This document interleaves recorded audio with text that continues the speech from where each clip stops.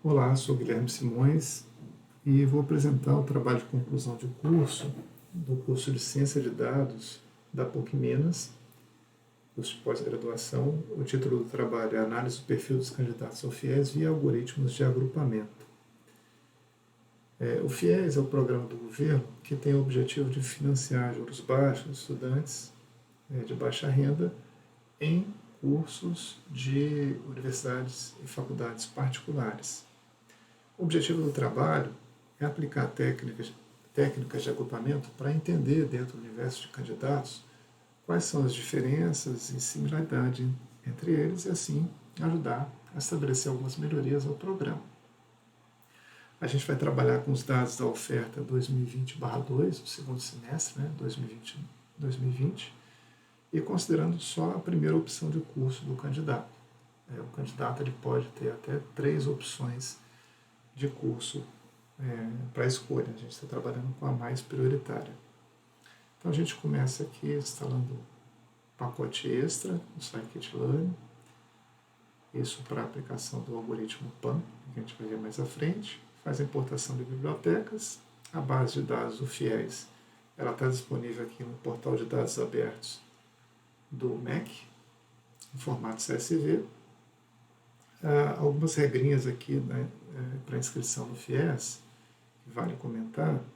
O candidato tem que ter participado de alguma edição do Enem, a partir de 2010, e ter tido uma nota superior a 450 pontos. Ele tem que ter uma renda familiar mensal bruta de no máximo 3 salários mínimos, o salário mínimo vigente à época era 1.045, e ele pode selecionar até 3 opções de curso. A gente escolheu aqui a primeira opção para trabalhar. E a gente vai também trabalhar com dados de latitude e longitude do município para enriquecer essa base de inscrições do FIES com localização geográfica, tanto do município de residência do candidato quanto do município de oferta do curso que ele escolheu. Só que a gente não consegue fazer essa junção diretamente porque essa base aqui, ela tem o nome do município e o código da UF. E a do FIES, ela tem o nome do município e a sigla da UF. Como a gente tem municípios com nomes iguais em estados diferentes, a gente não consegue fazer direto essa junção, a gente precisa de uma terceira base.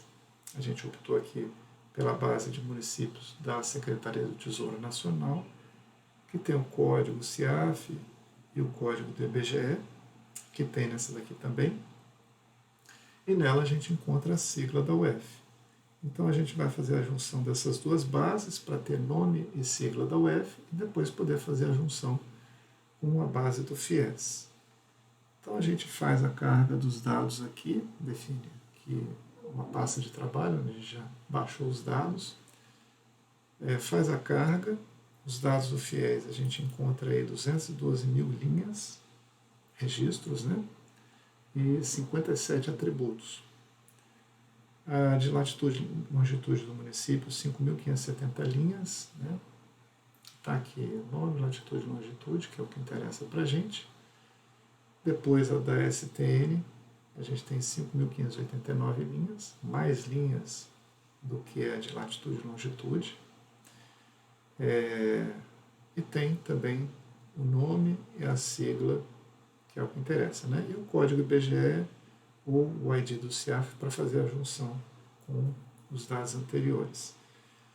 O princípio é que essa diferença da quantidade de municípios não é um problema, porque a gente não precisa enriquecer com latitude e longitude todos os municípios do Brasil, apenas os municípios que vão aparecer na base do FIES. A gente começa o pré-processamento eliminando dados duplicados nos 3 data frames, mas a gente só vai encontrar dados duplicados nos dados do FIES, não sei porquê, a gente tem quase 3 mil linhas ali repetidas, foram eliminadas.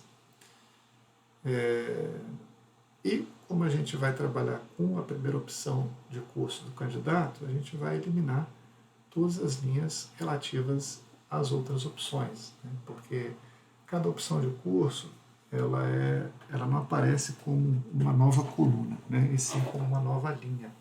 Então os dados do candidato ficam repetidos. Então, eliminando as outras opções de curso, a gente removeu ali quase metade dos dados. A gente ficou aí com 107 mil linhas, né, e faz agora uma seleção de atributos para trabalhar. A gente tem 57 atributos lá na base do FIES e, para o objetivo do agrupamento, muita coisa aqui é irrelevante. Por exemplo, a opção de curso, né? Se a gente vai trabalhar só com a primeira, isso aqui é um dado constante. O ano e o semestre do processo seletivo é constante também para todas as linhas, é 2020/2, né? Então aqui a gente sai justificando os atributos que a gente eliminou para reduzir a dimensionalidade dos dados.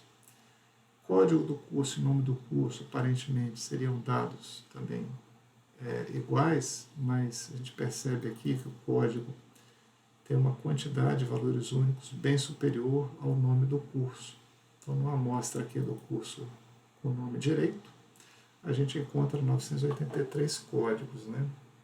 Não consegui descobrir porquê, mas o que interessa para a gente é a opção aqui que o candidato escolheu direito.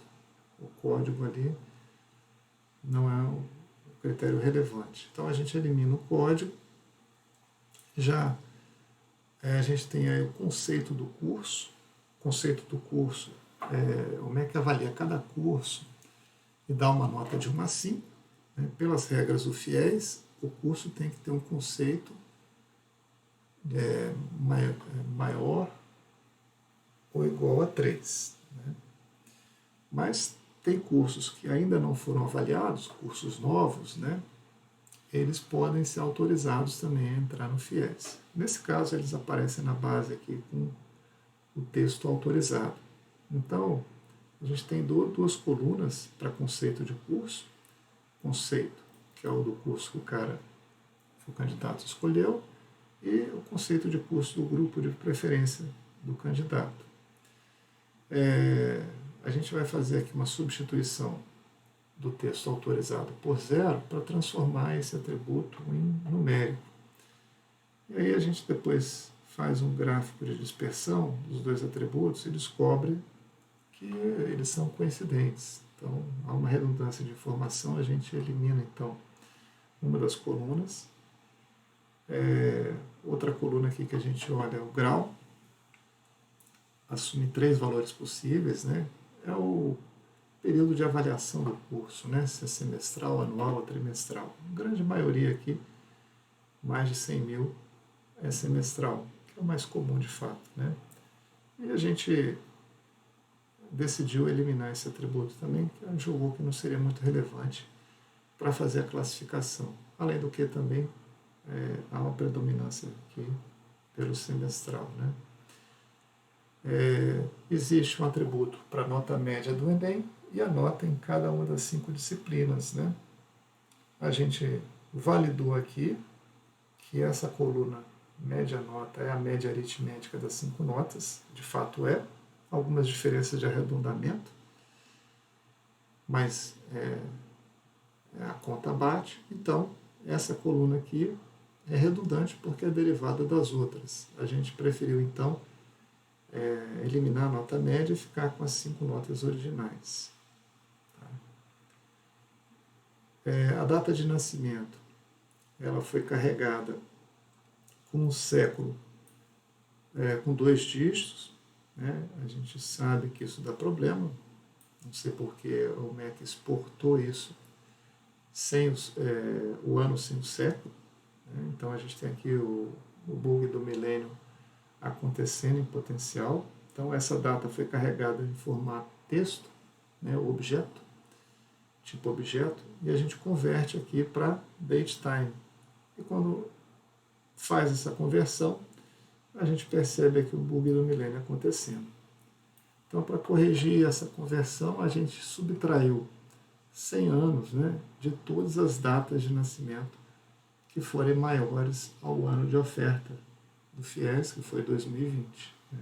E aí a gente fica com as datas corretas. A gente faz uma validação e vê se tem alguma data de nascimento maior ou igual ao ano de conclusão do ensino médio. Não deveria ter, mas acontece, um registro. Algum erro nos dados, a gente eliminou. E valida também se o ano de nascimento é maior ou igual ao ano do Enem. Nesse caso, não tem. Então a gente fica aqui com a base para processamento de 107 mil registros. A gente transforma a data de nascimento em idade e vai usar a idade no processamento em vez da data de nascimento. Né? Então a gente elimina aqui a data de nascimento. Então, na primeira análise exploratória aqui, a gente analisa as estatísticas, né, dos atributos de cada data frame, de latitude e longitude dos municípios. Os únicos dados numéricos são latitude e longitude, o intervalo aqui da latitude e longitude está dentro dos valores possíveis, nada de estranho. Código do IBGE e o ID do CIAF, embora sejam numéricos, são dados categóricos, então as estatísticas aqui não têm muita relevância. Né? E o município tem aqui 5.299 municípios com nomes únicos, né, de um total de 5.570, ou seja, provavelmente são as repetições aqui de nomes de município em estados diferentes. Fazemos a mesma análise aqui para a base da STN, também aqui dados categóricos, né, só dados categóricos aqui. Curiosamente aqui existe um registro com mais ocorrências, o nome do município é demais municípios. Né? Isso aqui não é um município, é algum valor estranho, mas que não vai afetar a nossa análise porque a gente vai buscar o nome do município da base do FIES. Né? Então tem alguma coisa sobrando aqui. Da base do FIES a gente faz uma análise primeiro dos valores numéricos, até para caber aqui, porque senão ele ia cortar. A gente não tem nenhum valor estranho, anômalo aqui na idade, no ano da conclusão do ensino médio, a nota do Enem. O que a gente percebeu aqui, e que tem a análise mais embaixo, número de membros do grupo familiar, ele não inclui o próprio candidato. Né? Então a gente tem aqui ocorrências com 0. E a renda familiar mensal bruta, ela também não inclui a renda do candidato, é só a renda dos demais membros. Né?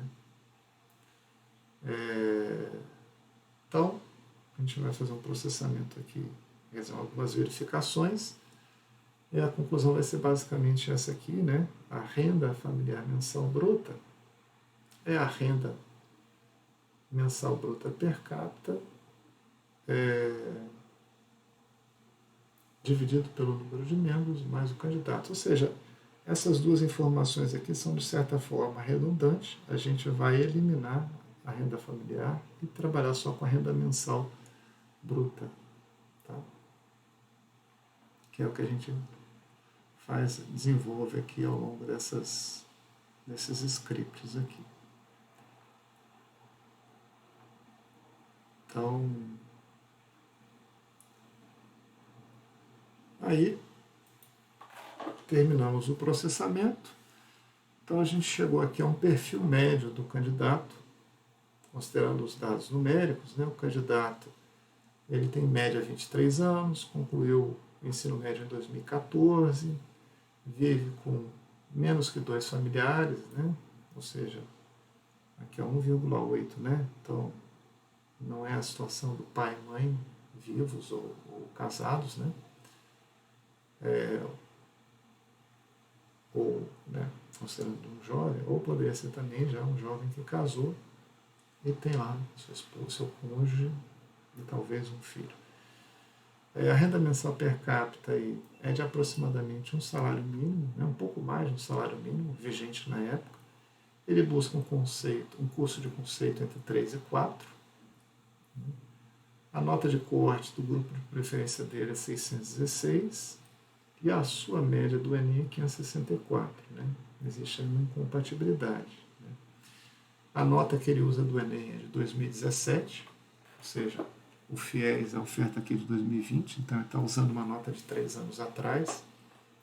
Isso é curioso, porque por que ele não usou, ele não fez o Enem todo ano?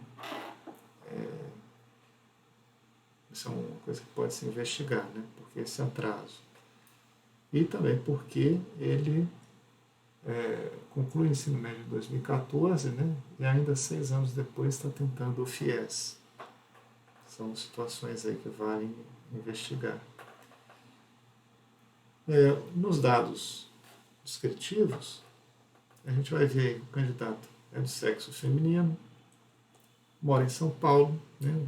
A cidade, o estado mais populoso, é de cor parda, é a cor também predominante na população brasileira, não possui deficiência física, cursou ensino médio em escola pública, nunca fez um curso superior antes, né? Nunca foi professor da rede de ensino,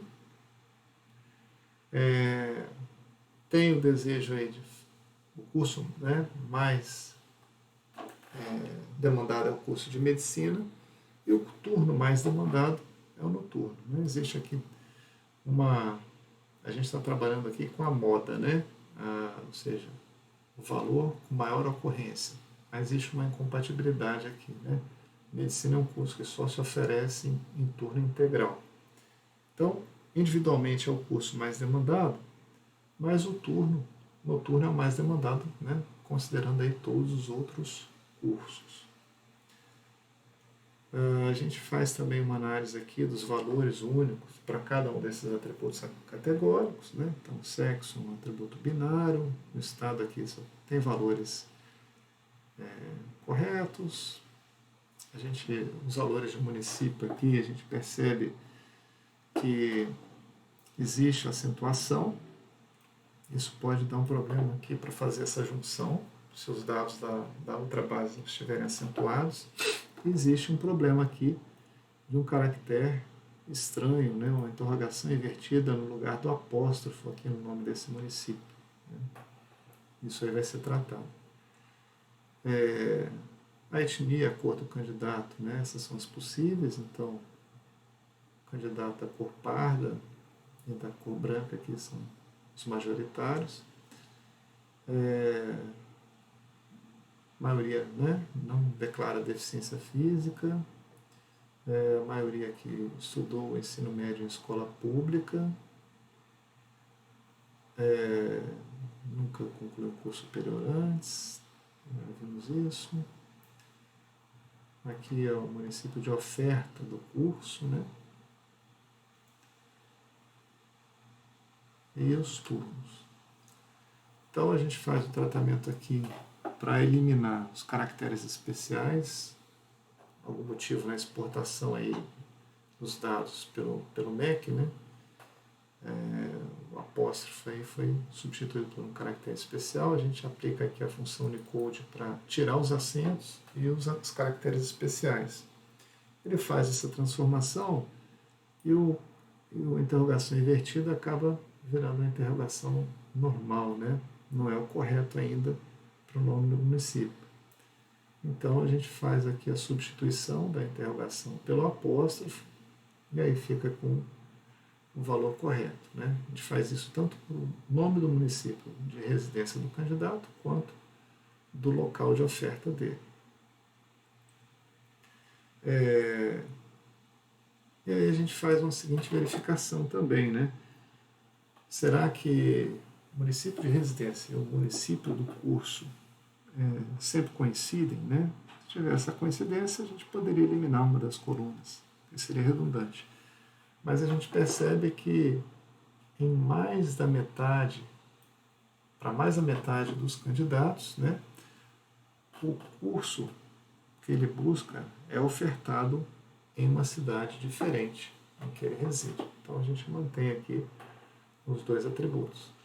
E aí sim a gente faz o enriquecimento dos dados do FIES com os dados de latitude e longitude. Né? Primeiro a gente faz a junção aqui da base da STN com o de latitude e longitude, para ficar com o nome do município e a sigla da UF, né? Além da latitude e longitude. E aí depois a gente faz o enriquecimento aqui dos dados de latitude e longitude do município de residência. E a gente percebe aqui,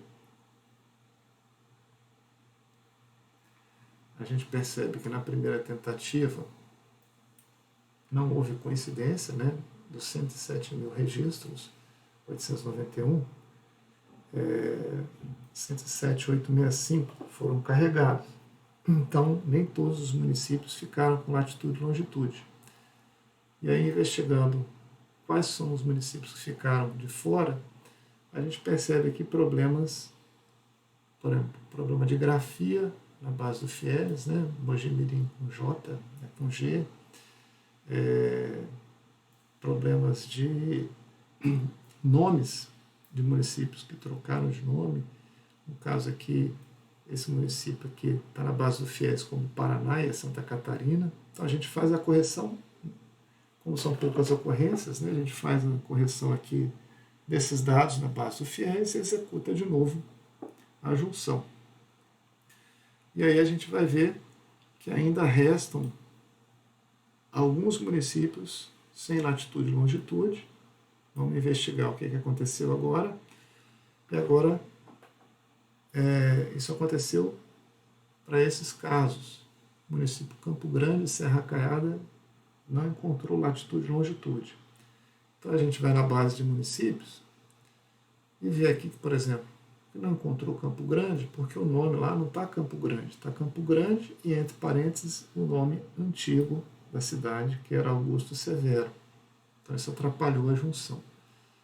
A mesma coisa acontece com Serra Caiada, que estava também com o nome antigo aqui. Então a gente faz o ajuste na base de municípios para essas duas ocorrências e faz de novo a junção, agora sim, com sucesso, todos os municípios de residência do candidato com latitude e longitude.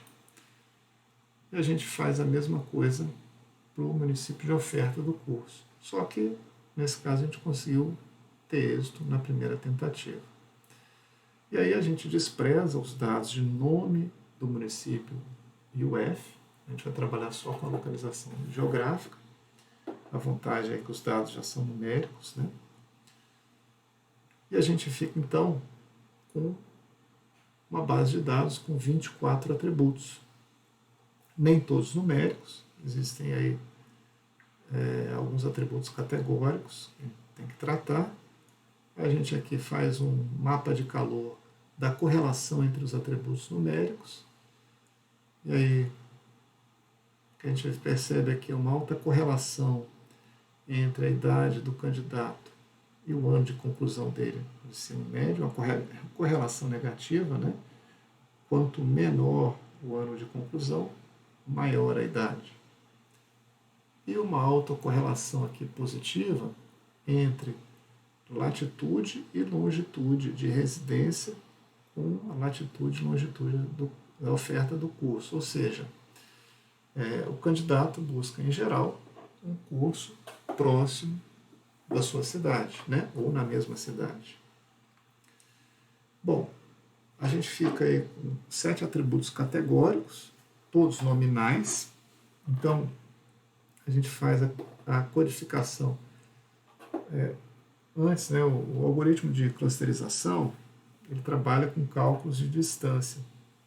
Então, a gente tem que trabalhar a conversão dos dados categóricos para numérico, para ele poder fazer os cálculos. Então, a gente primeiro aplica aqui uma primeira técnica, que é o Label Encoder, que vai substituir o valor aqui, por exemplo, né? Eita, ficou aqui para cima. Ele vai atribuir valores numéricos aos valores textuais, né? Então, 0 para o noturno, 1 para integral, 2 para o matutino, 3 vespertino, né? Para os valores que são categóricos nominais binários, como é o caso do sexo, ou aqui, se é professor ou não, essa codificação é suficiente. Agora, no caso do município não, porque já virou latitude e longitude, mas, por exemplo, o nome do curso, a gente tem 217 ocorrências. Usar o label encoder aqui, se a gente pegasse na sequência aqui, ele fizesse a codificação, talvez o curso aqui, medicina começando com 1 e design visual, né, terminando com 217. O algoritmo tenderia a dar um peso maior, né, a essa opção de curso. Então, nesse caso, a gente faz uma outra codificação, que é usando a técnica do One Hot Encoder, onde ele vai transformar todas as ocorrências únicas daquele atributo categórico em um vetor de zeros e uns, de tal forma a evitar esse problema aí do label encoder, né? Então aqui a gente faz primeiro a conversão dos dados para o label encoder, e depois só dos atributos não binários para o hot encoder. Tá? Assim, só uma observação, a gente optou aqui por trabalhar com uma amostra de 10.000 registros em vez dos 100.000, porque alguns processamentos ali para frente estavam muito demorados e a gente, tendo que rodar várias vezes para encontrar uma configuração, os 100.000 estava atrasando demais. Para o objetivo aqui do TCC bastaria um dataset com 1.000 linhas, né? Então a gente está trabalhando aqui com 10 vezes mais do que isso. Não vai, assim, a lógica do trabalho não vai mudar, embora se a gente fosse usar o dataset aqui inteiro de 10.000, de 100.000, 107.000 linhas, né? Pode ter um resultado um pouco diferente, mas o processo de análise ali não muda. Então a gente, ao aplicar o One Hot Encoder, a gente vai ter um aumento de dimensionalidade de 24 dimensões para 166, né? Porque para cada um dos atributos aqui, ele vai pegar, por exemplo, etnia, cor, né? Então ele vai criar uma coluna para cada ocorrência única de cor, parda, branca, indígena, preta, né? Então isso vai aumentando as dimensões. O que impacta mais aqui é o nome do curso, né? Que é o que tem mais ocorrências únicas. Então a gente aumenta aqui a dimensionalidade e antes de efetivamente fazer os algoritmos, a gente aplica aqui uma normalização dos dados via padronização, opção que a gente escolheu, de forma que valores, por exemplo, de renda, né, que estão aí na casa de centena ou milhar, quando for feita uma comparação, por exemplo, com idade, né, que está na casa da unidade, dezenas, a renda não tem um peso maior do que a idade, né? Então a normalização evita que o algoritmo faça essa diferenciação, né, indevida. Então o primeiro algoritmo que a gente aplica é no agrupamento hierárquico. No agrupamento hierárquico, a gente tem como parâmetro de entrada a quantidade de clusters que tem que ser informada.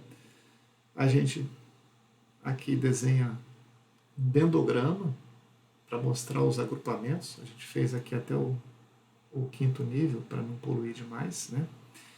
E esse dendrograma é útil para a gente identificar a quantidade ideal de clusters que a gente tem que aplicar para o algoritmo.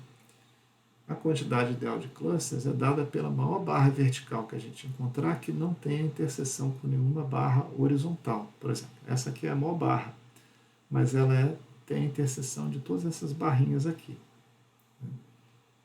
Essa aqui é uma barra vertical que não tem a interseção de nenhuma outra, né? A gente poderia procurar outras barras aqui, verticais, né? que não tivesse essa situação, mas essa vai ser maior, né? Então, a gente tem aqui dois agrupamentos, né? A quantidade ideal aqui. Então, a gente aplica o algoritmo de clusterização, encontra aqui dois grupos, um de 7.500 candidatos e outro de 2.421 candidatos. E a gente faz uma análise aqui do perfil de cada um dos grupos, né? Como foram só dois grupos, a gente pode analisar aqui as estatísticas numéricas do primeiro grupo e do segundo grupo, e também os dados categóricos, tá? Mas aqui eu já fiz um resumo. Então, o grupo menor, que é o grupo 1, ele tem aqui 1/3 dos candidatos do grupo 0, né? Esse grupo menor aí é um grupo mais favorecido em termos socioeconômicos, ou seja, ele tem um número de membros do grupo familiar maior, né? Pouco maior que 2, é um candidato mais jovem, 1 ano e meio, tem uma renda per capita 50% maior do que a do outro grupo, busca um curso com a nota de corte 30% maior do que o outro grupo, tem notas mais altas em todas as disciplinas do Enem do que o candidato do outro grupo. Ele se candidata a cursos com mais frequência, né, longe da sua residência. O outro grupo, prioritariamente, ele busca um curso no município da sua residência. Então, aqui, até pouco mais de 100 quilômetros, né?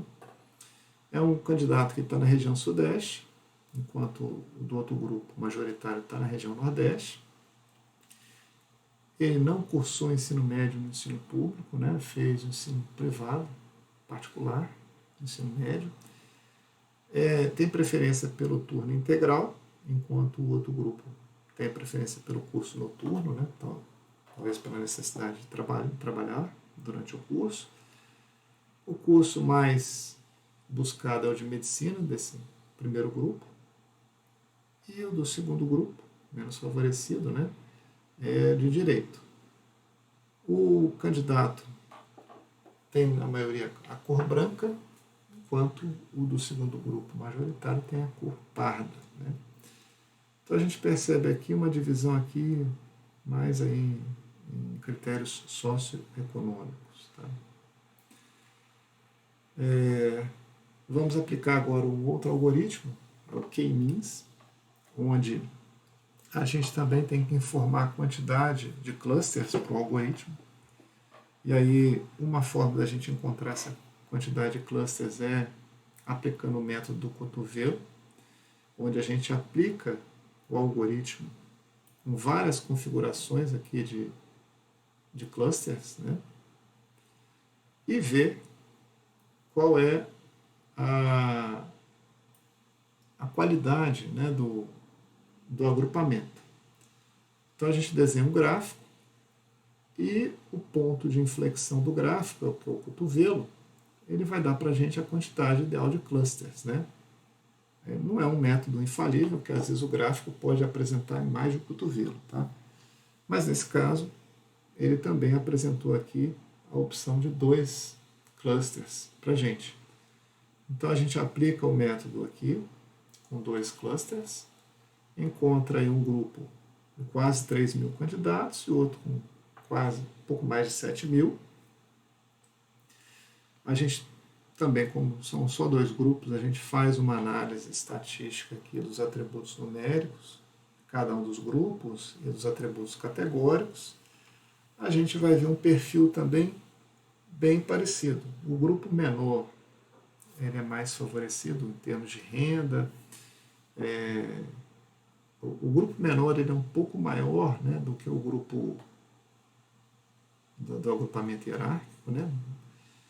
Também tem aí uma quantidade de membros do grupo familiar aí maior que 2, um pouco maior. É um candidato mais jovem, também com uma renda mais alta do que a do outro grupo. Busca também um curso com nota de corte maior. Tem notas mais altas em todas as disciplinas. Também busca cursos que não necessariamente estão na sua cidade. Também fez o ensino médio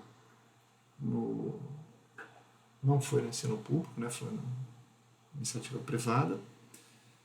Preferência por turno integral, curso preferido de medicina, o outro grupo de direito, cor branca e cor parda, né? Parecido aí o perfil dos dois algoritmos, né, em termos de agrupamento. A gente aplicou um terceiro algoritmo, que é o PAN, e ele também precisa aí do número de clusters. A gente faz, então, também o método do cotovelo, simula o algoritmo com diferentes configurações de clusters para ver qual é a configuração ótima, né? Ele tem aqui um gráfico um pouco diferente do Caminhos, mas também fazendo um ponto de inflexão aqui na quantidade 2 de clusters. Então a gente aplica e vai encontrar grupos aí, 6.600 candidatos e 3.400. A gente faz também a análise estatística dos atributos e categóricos, e a gente vai encontrar também uma divisão bem parecida. O grupo menor, ele tem metade dos candidatos do grupo maior, tem também o número de membros do grupo familiar maior, é mais jovem, renda per capita maior, ao mesmo curso aqui com nota de corte mais alta do que a do outro grupo, nesse caso é aproximadamente 25%, tem notas mais altas, o resto é tudo igual, né? Então, até agora a gente viu aí que os agrupamentos usaram aí critérios bem similares, né? Embora não tenham dado os resultados exatamente iguais. A gente aplicou aí um quarto algoritmo, é o DB-Scan. Ele tem uma outra abordagem. Ele vai tentar... a gente não precisa informar a quantidade de clusters para ele que vai definir a quantidade de clusters, baseado em dois parâmetros, né? Um epsilon, que é um raio, e a quantidade de pontos que tem que estar dentro desse raio para formar um cluster. Esses dois parâmetros, não tem aqui uma forma direta da gente descobrir os valores dele. Basicamente aí, a gente viu aí tentativa e erro, né? Usou aqui o método do cotovelo como uma indicação para encontrar o raio, o epsilon aqui, para o DB-Scan. O ponto de inflexão aqui, ele está aqui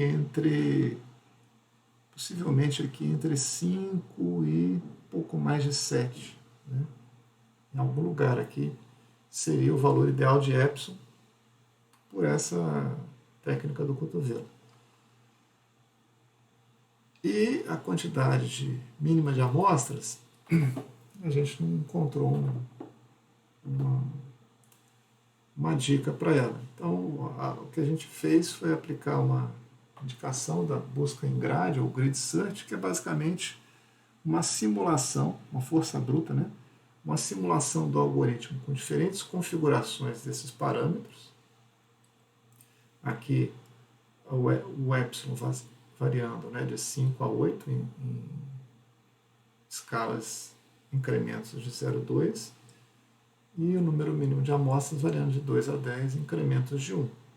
Então, a gente fez aqui uma busca, aplicando o algoritmo e avaliando a qualidade, né, desse agrupamento pelo score silhueta, né? Em tese, o melhor score é aquele que vai ter os melhores parâmetros, né? Então a gente rodou aqui, foi rápido, né?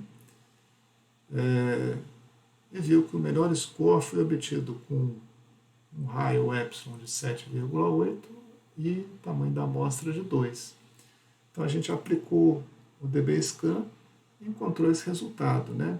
86 agrupamentos, clusters, sendo que o -1 aqui significam candidatos ou pontos que ele não conseguiu classificar, que ele chama de ruído, né? Então 95 candidatos não foram classificados. E a gente percebe aqui que muitos clusters com 2, 3 candidatos, né? Isso aí não tem muita utilidade para a gente. E um agrupamento com quase 80% da amostra, né? Então, não conseguimos aí ver uma utilidade nesse resultado gerado. A gente testou qual é o perfil desse agrupamento que ele gerou, né, majoritário, comparando com o perfil da amostra original de 10.000. Então, a gente fez uma análise aqui dos atributos numéricos e categóricos, e praticamente a mesma coisa. Então, o DBScan a gente não conseguiu. Testamos também com outras configurações aqui de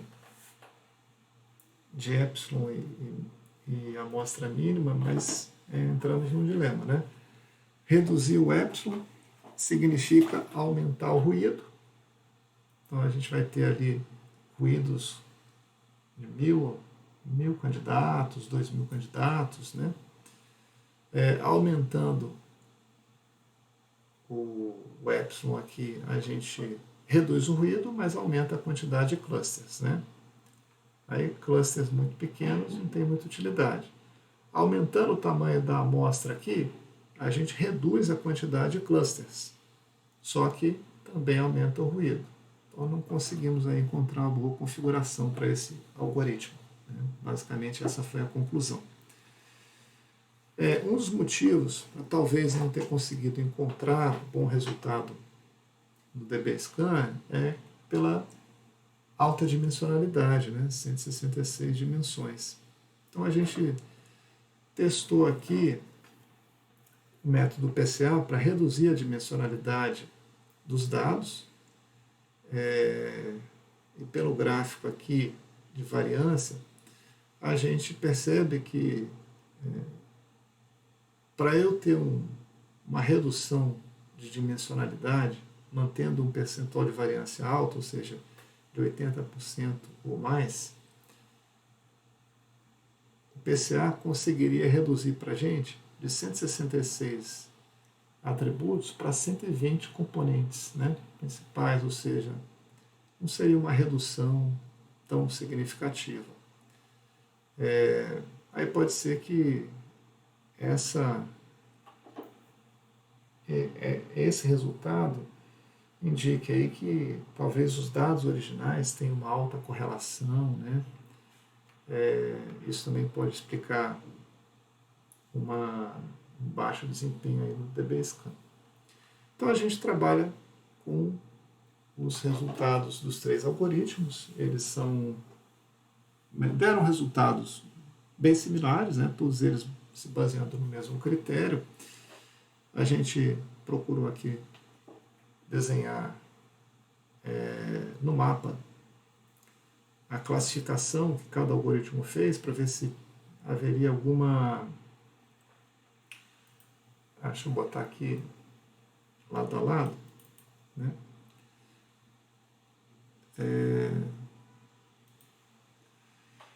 Os 3 algoritmos, né? A classificação de cada um deles. Todos eles a gente teve a classificação por uma condição socioeconômica melhor e uma pior, né? O desempenho não foi exatamente o mesmo, mas foi bem parecido nos 3 casos, né? Com algumas diferenças. Mas não se consegue perceber ali no viés aqui da localização geográfica da residência dos candidatos, né? Nada tão significativo. Uma concentração aqui que tem coincide até com a população, né? Uma densidade maior aqui na parte mais populosa do Brasil, e aqui também onde tem uma busca dos candidatos aí com a pior condição socioeconômica, né? Bom, além disso, a gente nessa análise exploratória, né, então a gente chegou à conclusão que os 3 algoritmos iniciais eles tiveram êxito, funcionaram bem, resultados similares, usando basicamente os mesmos critérios. A gente percebeu também da base do FIES uma concentração de oferta de curso em 514 cidades, né, sendo que os candidatos estão em mais de 4.300 municípios. Então isso aqui é uma indicação que talvez haja aí um desbalanceamento da oferta, poderia ser trabalhado aí, olhado pelo MEC. Né. A gente percebeu um lapso temporal de 3 a 6 anos, né, entre o tempo que o candidato termina o ensino médio até ele se candidatar ao FIES. Né. Por que essa demora? Isso poderia ser investigado. Né? Será que o candidato fica tentando o acesso à universidade pública e depois desiste para se inscrever no FIES? Né? Isso poderia também ajudar a esse entendimento, ajudar a melhorar o próprio FIES. Percebeu aí uma questão também bastante enviesada, né? O curso de medicina ele foi o mais buscado e sempre pelo perfil aí socioeconômico melhor.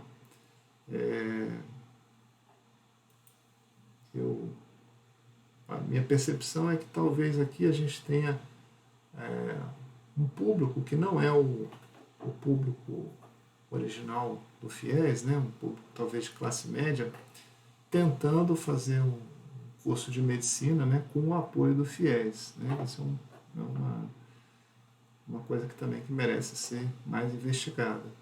Até porque o valor do curso de medicina é bem superior a qualquer outro curso. Né? Então, financiar um curso de medicina particular custa 10 cursos quaisquer, né? Direito, história, matemática. Então, é uma coisa que se deve pensar, né? Ou analisar com mais cuidado. E a gente percebeu também que se houvesse a publicação de outros dados de inscrição do FIES, isso melhoraria a análise. Por exemplo, o valor da mensalidade.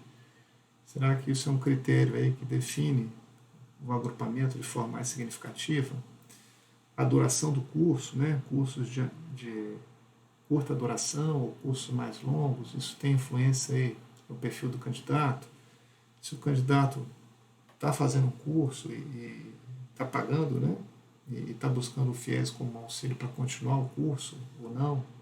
Se o candidato já fez um curso superior e evadiu, motivo, né? Quantas vezes ele tentou o Enem? Então isso significa o FIES é uma alternativa que é tentada depois de quantas vezes que o cara presta o Enem, né, para tentar o acesso à universidade pública. Não tem a informação se o curso é presencial, semipresencial ou à distância, isso também poderia ser relevante nesse agrupamento. Então, são insights que a gente percebeu que poderiam também ajudar a melhorar esse tipo de análise. Ok? Muito obrigado.